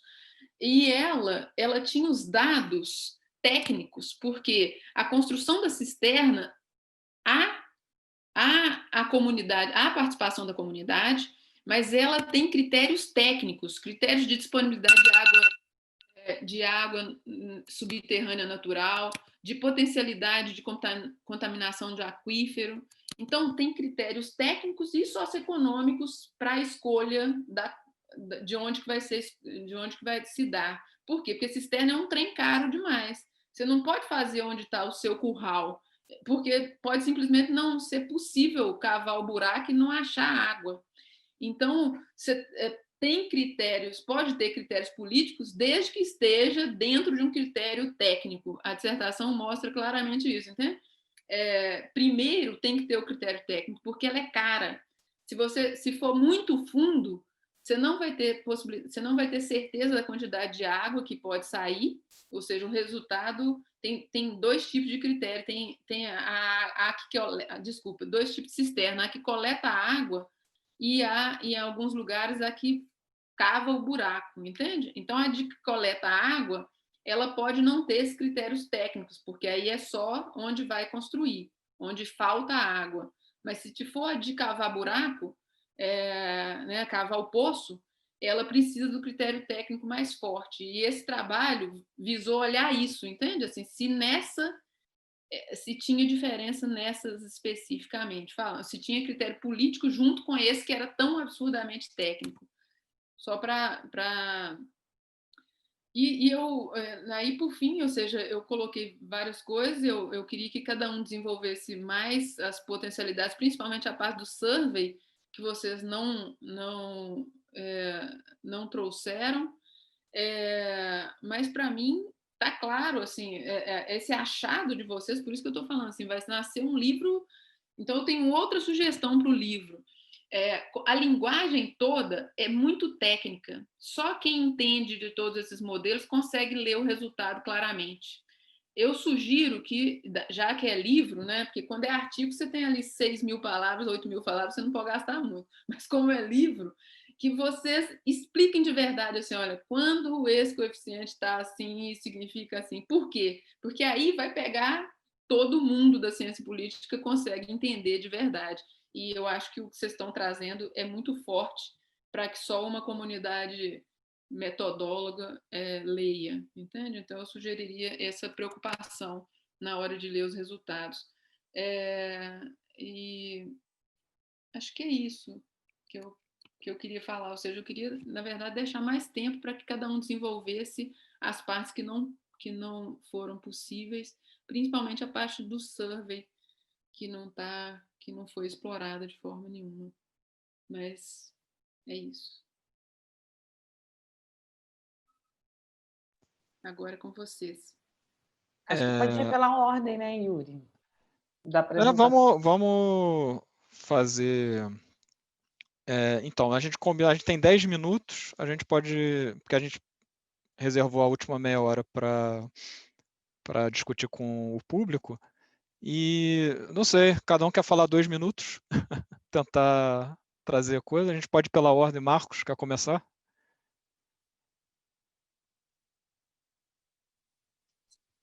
A gente não te ouve, Marcos. Você está mudo, mano. Agora. Agora sim. Tá bom. Bom, eu queria fazer um comentário. Bom, 2 minutos é fogo, né?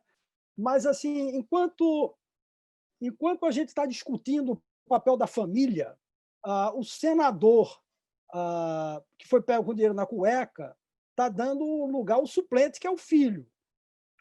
O presidente da República está em maus lençóis porque seus filhos estão envolvidos em várias coisas.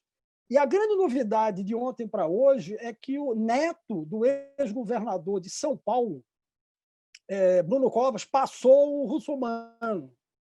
Então, aqui em Pernambuco, o primo disputa com a prima.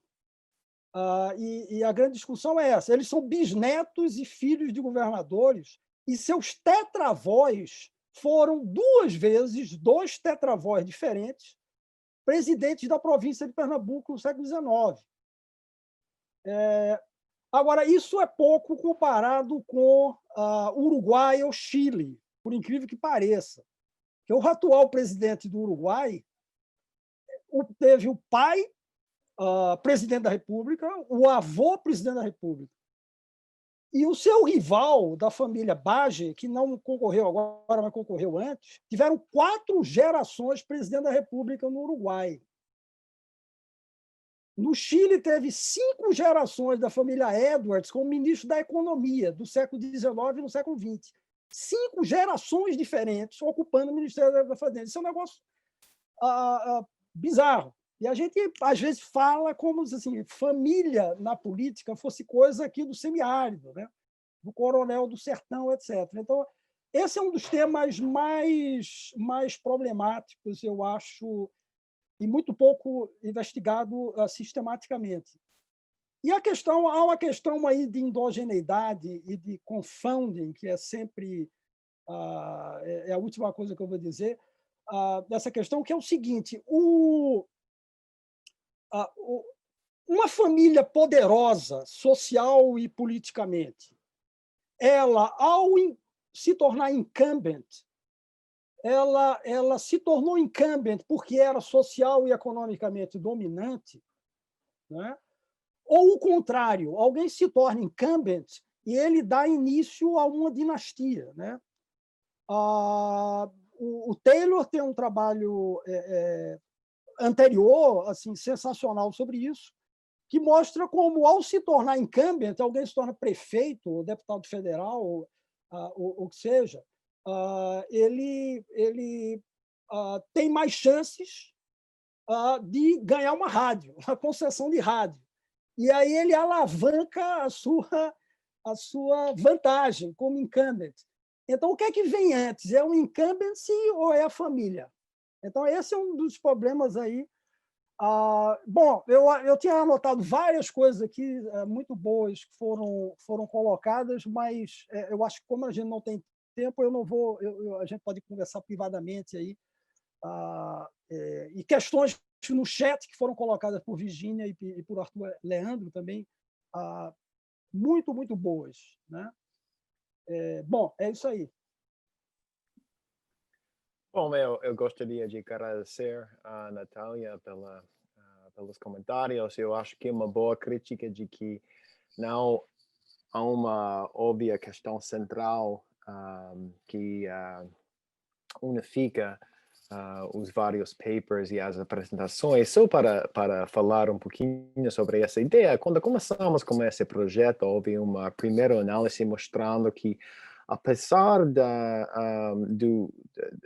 existência de mais recursos destinados para a zona do semiárido, as evidências de desenvolvimento que não é um efeito da zona em produzir melhores resultados enquanto a desenvolvimento e saúde e coisas assim, né? Então, é como se as políticas não estivessem funcionando como que deveriam funcionar. Então, a pergunta era de investigar, de pesquisar se isso é por causa do clientelismo, desviação de recursos para fins políticos em vez de fins para desenvolvimento.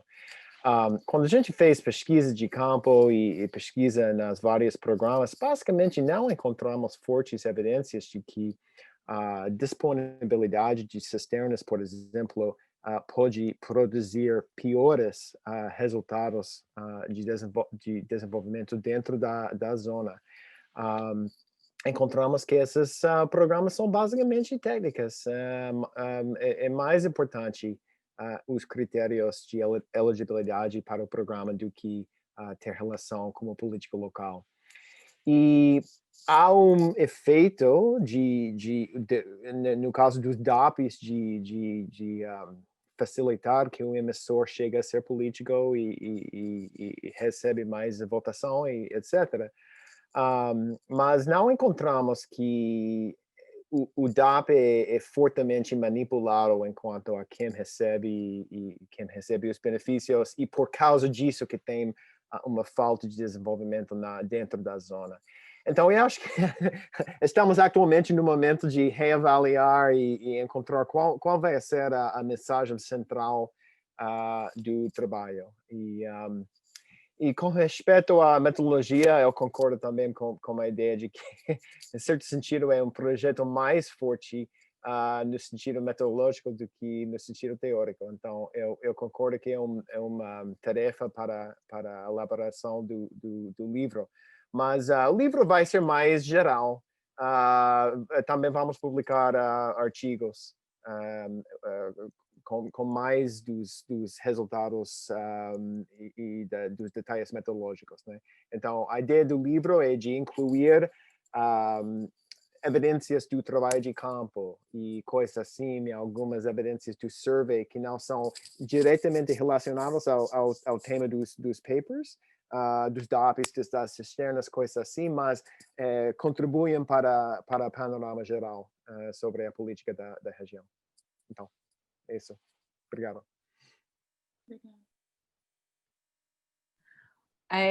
Natália, adorei suas contribuições. Eu imaginei que você fosse fazer essa pegada metodológica, né, que a gente se conhece já há muito tempo. Eu vou pular essa parte, vou deixar para o Yuri, viu? Explicar a parte da indigeneidade, mas eu quero só chamar a atenção em relação à questão qualitativa, que foi que eu me dediquei mais também, é que os funcionários da Emater, de modo geral, a gente tem muito poucos funcionários. Acho que a gente não perguntou exatamente se ele procurou estar ali, mas, na verdade, ele praticamente ele está ali também porque só tem ele. Então, às vezes, tem funcionário que cuida de vários municípios, né? Eu acho que o Yuri tem uma lembrança, por exemplo, do caso lá da Bahia, que eu acho que lá mudou bastante porque eles tiveram uma reformulação. Mas, assim, eu não sei se ele procurou estar ali, mas eu percebi nas entrevistas, no trabalho de campo, nas visitas em loco, que ele tinha bastante prestígio na cidade por fazer aquele trabalho, né? Com relação aos sindicatos, eu concordo com você que tem esse resultado que é meio ambíguo, porque eu senti que era bom para eles emitir a DAP, é legal para o sindicato, é mais uma atividade que o aproxima do trabalhador rural, mas alguns se sentiam mal porque eles achavam que, às vezes, a pessoa não tinha um critério, a pessoa queria dar para si mesmo, e ele teve casos que comentou assim, a gente nega aqui, aí ele vai e pega com o cara da Emater, porque tem situações em que tanto o sindicato quanto a Emater emite, né?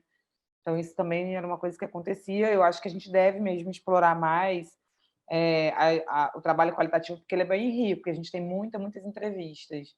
E, inclusive, com também pessoas do governo federal, que dá para a gente poder ver alguns problemas que existem, a parte também das entrevistas que a gente fez com a Secretaria da Agricultura Familiar, a antiga Secretaria da Agricultura Familiar, né? Não sei se ainda tem agora ela, porque mudou tanta coisa no governo que eu nem sei se ainda tem essa secretaria, mas a gente fez um trabalho lá também.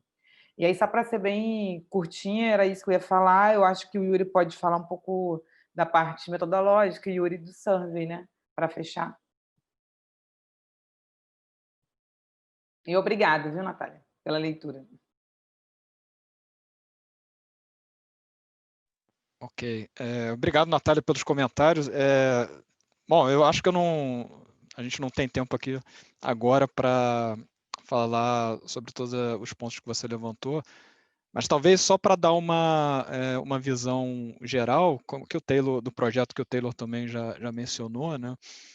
Eu acho que aqui a gente não teve uma questão teórica específica que, digamos assim, alinhavou todo o projeto, mas, na verdade, o nosso interesse foi olhar para a situação do semiárido hoje, né, e contrastar com essa imagem histórica descrita não só pela literatura acadêmica, mas como já pelo imaginário político, social brasileiro, né?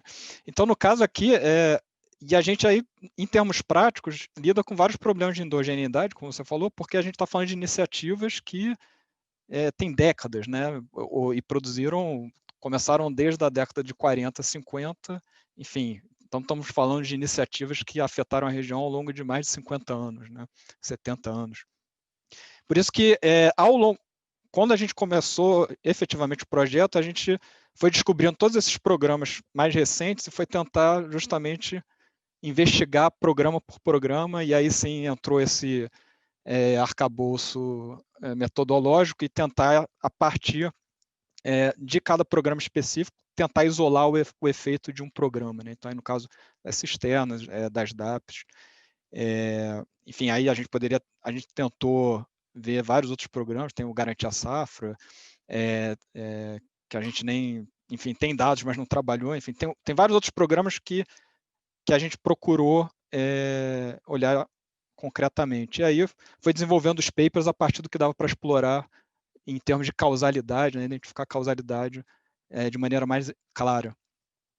Então, de fato, a gente começou com uma questão muito grande e etérea e foi tentando afunilar para identificar causalidades específicas, né, de programas. E só para o survey, eu acho que eu tenho que falar um pouquinho, só para 1 minuto, só para trazer. Eu acho que o survey tem tanta coisa rica, como você mencionou, e que a gente não falou durante as apresentações, mas só 2 informações que têm a ver com as apresentações que foram feitas e com o tema da mesa, né? Eu acho que assim, uma coisa bem interessante e reveladora do survey é que a gente perguntou para as pessoas qual era a principal demanda delas quando elas iam a políticos, né? E a gente também perguntou para os políticos no survey das elites qual era a principal demanda que eles recebiam da população. E o tema, surpreendentemente, talvez não tão surpreendentemente até por causa da pandemia, mais do que água, acesso à água, a principal questão foi saúde. Então, as pessoas, quando elas buscam a ajuda de políticos ou autoridades locais, a principal demanda é acesso a testes, a exames médicos, a medicamentos, a transporte para hospitais nas capitais ou em centros urbanos maiores.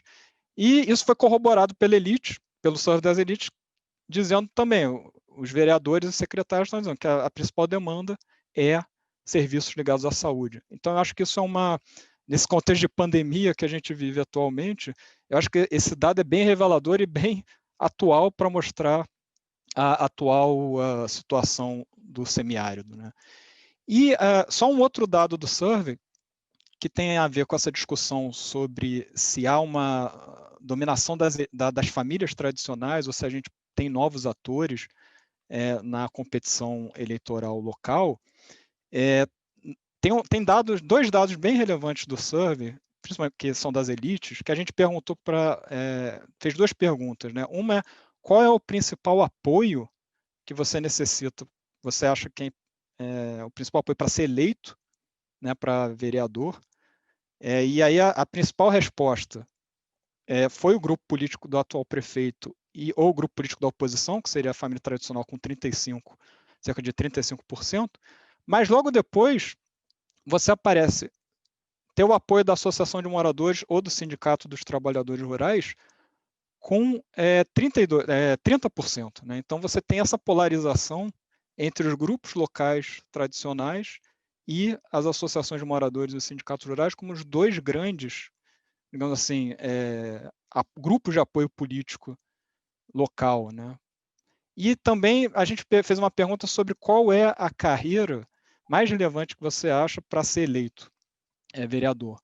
E aí a resposta também é bem representativa dessa dinâmica, porque aparece você ser líder ou presidente da Associação de Moradores ou presidente do Sindicato dos Trabalhadores Rurais com 32% das respostas, enquanto pertencer a um grupo político ou família local com 21%.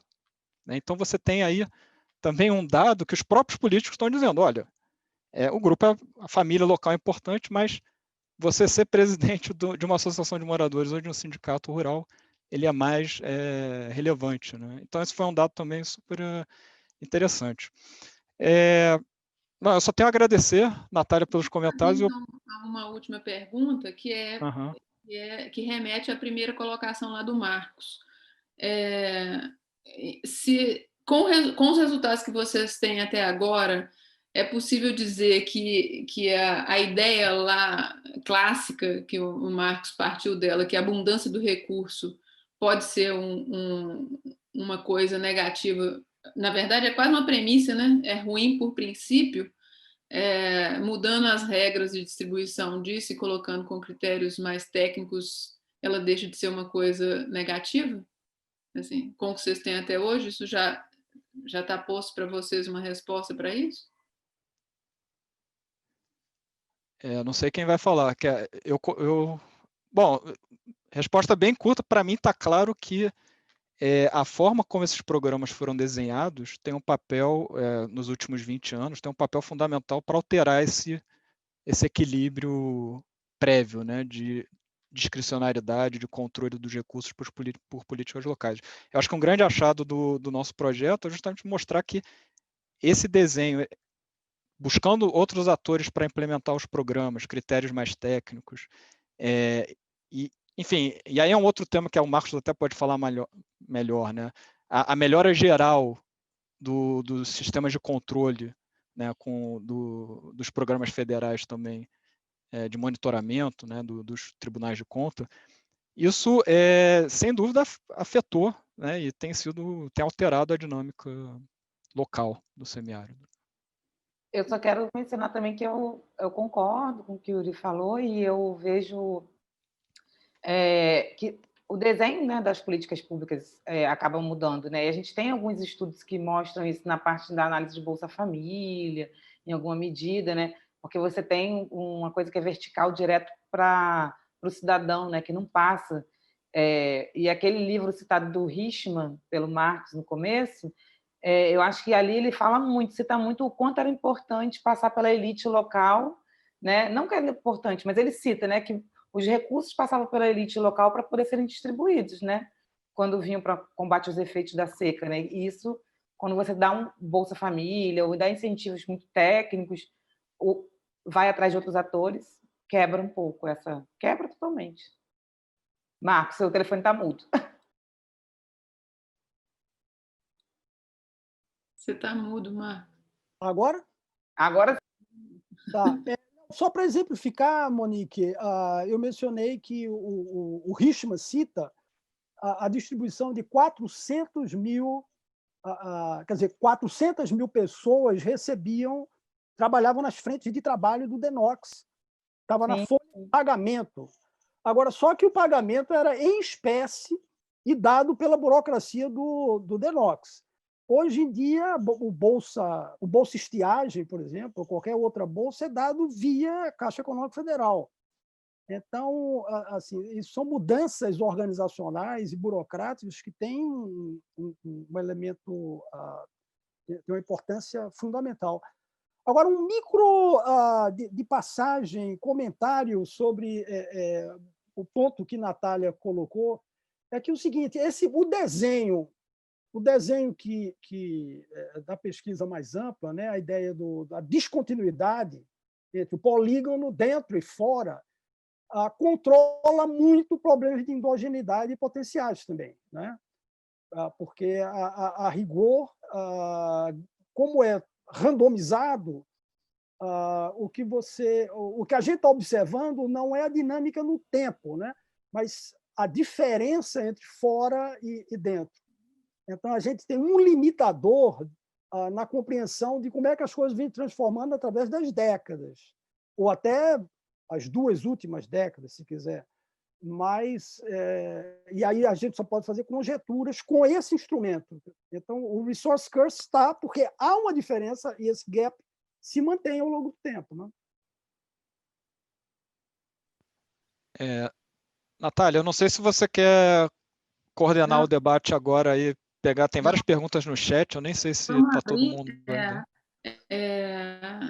Vocês foram lendo as perguntas? Tem várias perguntas. Eu vi algumas, mas acho que elas são muito para os grupos locais, acho que é bem para o Taylor aí, pode ajudar ele. Tem a Cristina que pergunta... Não sei se o Taylor quer começar.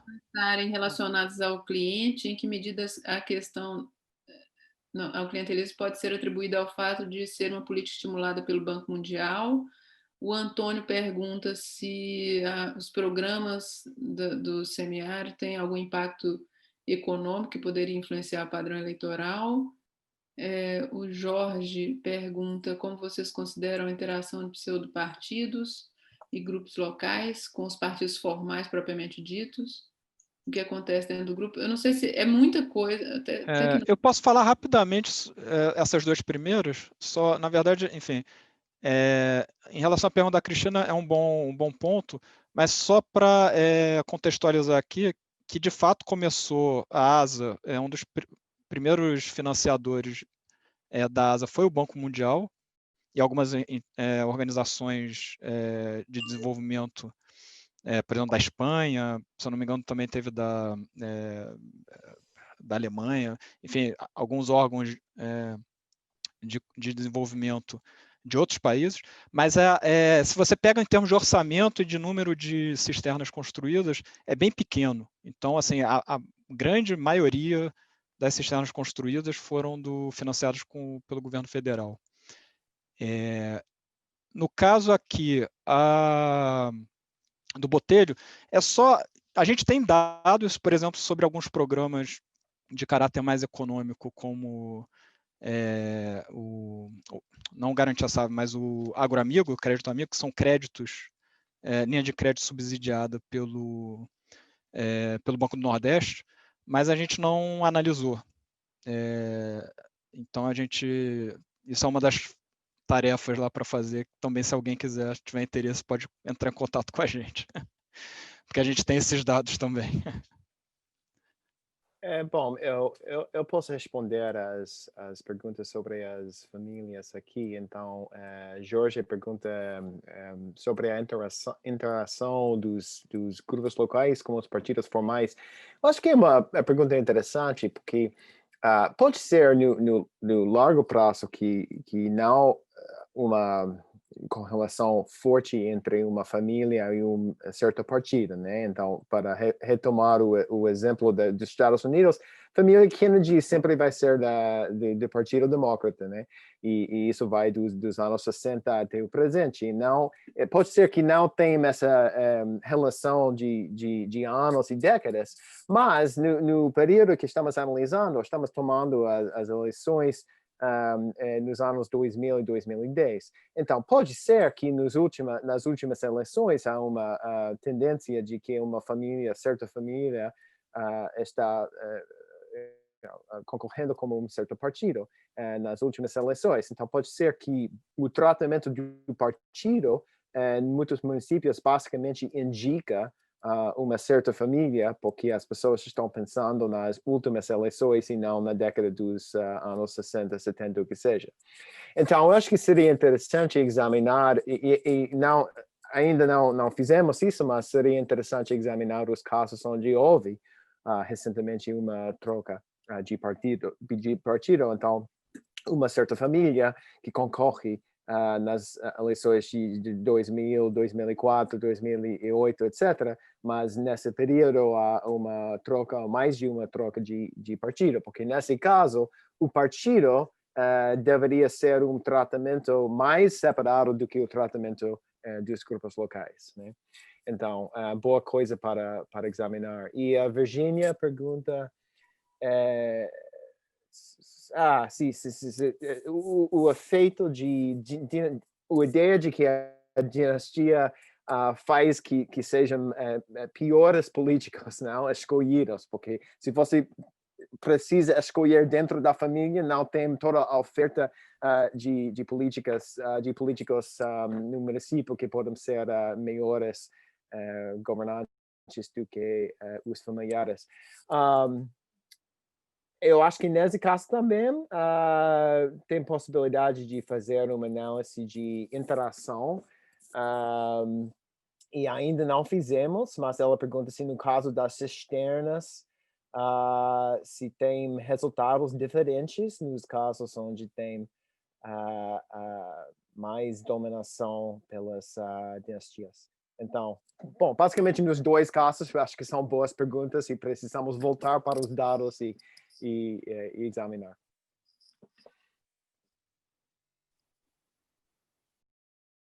Mais alguém na audiência que queira fazer alguma pergunta?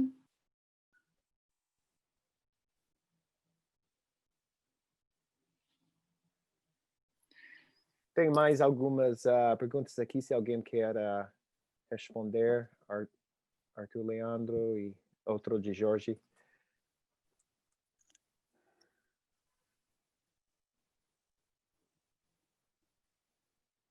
Eu não sei se o Jorge... É que eu não entendi direito. É um comentário ou uma pergunta, Jorge?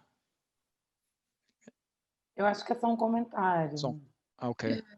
Eu não sei se pode ligar o áudio aqui, não sei quais são as normas, mas a questão era que os incumbentes locais, eles têm agência, né? Tem agency, eles não são só, eles podem se vender para os diferentes partidos, né? E eles constroem essas alianças de uma forma mais com mais agência local, né? Eles não são só, não é um que ocorre em um momento discreto. Eles vão fazendo, né? É o que eu estava pensando nesse ponto de vista mais de pensar como é que é essa interação. O partido formal faz uma escolha, mas a elite local faz uma escolha também de com quem ele vai se associar, né? Eu sou do lado do PFL, PMDB agora, eu sou do lado do PT agora. O que isso faz com isso? Alinha, desalinha a política local? Quais são os efeitos disso, né? Por aí que eu estava tentando ver. A questão era nesse caminho. Posso fazer um comentário? Isso é um dilema, eu diria, absolutamente clássico da política brasileira, né?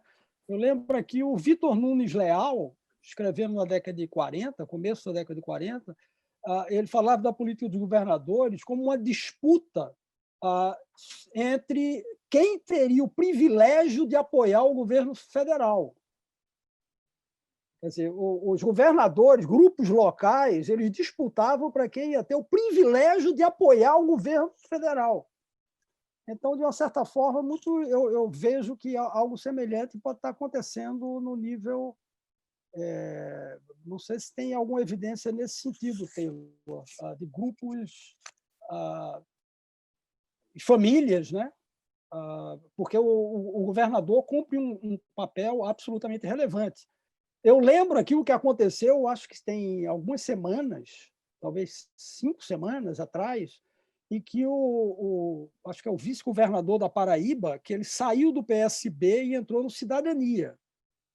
E houve uma saída, eu não me lembro assim de cabeça, de dezenas de deputados do PSB para o Cidadania. De repente, o Cidadania se tornou o maior partido, ou era o PV, talvez, o maior partido na Paraíba, né? Então, a centralidade do governador é o que a gente tem que estar sempre levando em conta e só lembrar a estimativa que nós apresentamos sobre competição política e tal, os municípios sempre eram do mesmo estado. O par de municípios, dentro e fora, para controlar o possível efeito do papel do governador. Mas, para outras coisas, o papel do governador é absolutamente crucial, né? Como o gestor máximo desse grande condomínio aí de famílias. Eu acho que, no futuro, essa discussão de famílias, sobretudo no caso brasileiro, porque, como eu citei o caso do Uruguai e do Chile, nós não temos famílias nacionais na política, né? A gente tem algo parecido com o que ocorre no Uruguai ou no Chile, é ter uma espécie de Prudente de Moraes bisneto sendo presidente do Brasil, né? O Campos Salles bisneto e coisa parecida. Não há nada remotamente, até isso foi corroborado por Dilma, que é filho de um imigrante, e Bolsonaro é filho de outro imigrante. Mas, quando chega no poder, aí inicia-se um processo de utilização da máquina ou do incumbency para gerar uma dinastia, né? E, no caso do Bolsonaro, isso adquire casos, assim, níveis impressionantes, porque o Carlos se tornou candidato a vereador no Rio de Janeiro aos 17 anos de idade. Ele estava no ensino médio quando se tornou, quer dizer, aí é um incumbency, né, a família iniciando uma dinastia, assim, the cradle from como é aquela expressão do welfare state, né? Do berço até a cova. Do berço from the cradle to the grave. Cradle to the grave. Mas Então, como nós não temos famílias nacionais, isso é muito importante, famílias políticas nacionais. Porque se a gente for olhar Kubitschek, né, Eurico Gaspar Dutra, para trás você não tem famílias na política nacional. Só Brasil e Argentina, eu acho, tem essas características. O resto é muito... Colômbia é parecido com Chile, Peru também é, e por aí vai. Então, qual será a estratégia? Eu acho que será algo centrado na ideia de redes e de quem ocupa posições centrais nas redes. Algo um pouco na linha do que o Pablo Querubim fez nas Filipinas, né? Em que ele mostra que as famílias... Aí tem as pessoas que ocupam nódulos na rede e elas organizam a rede. Quer dizer, no Brasil, a gente não tem uma família nacional, então a gente tem essas redes estaduais e redes locais. Não existe, salvo casos muito isolados, assim, essa hegemonia brutal de uma família num Estado, mas, como regra... Como era a CM, por exemplo, mas já foi quebrado, né, de alguma forma. Então, o Marcos está criando um novo projeto de pesquisa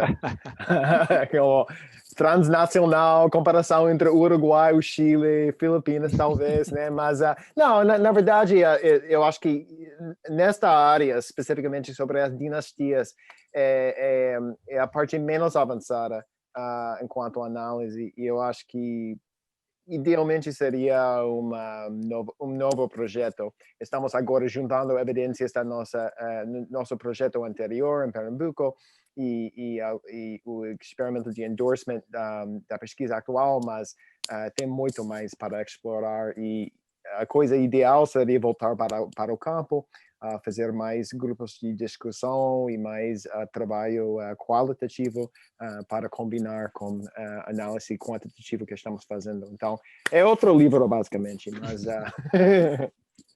inclusive, só para trazer, complementar esse comentário do Taylor, porque a partir dos relatórios, a gente fez 90 relatórios, né, como o Taylor mencionou, sobre famílias locais ou grupos políticos locais, que a Virgínia e a Manuela fizeram um trabalho excelente para a gente. Mas foi interessante que a partir desses relatórios a gente teve que criar umas tipologias também, né, Taylor?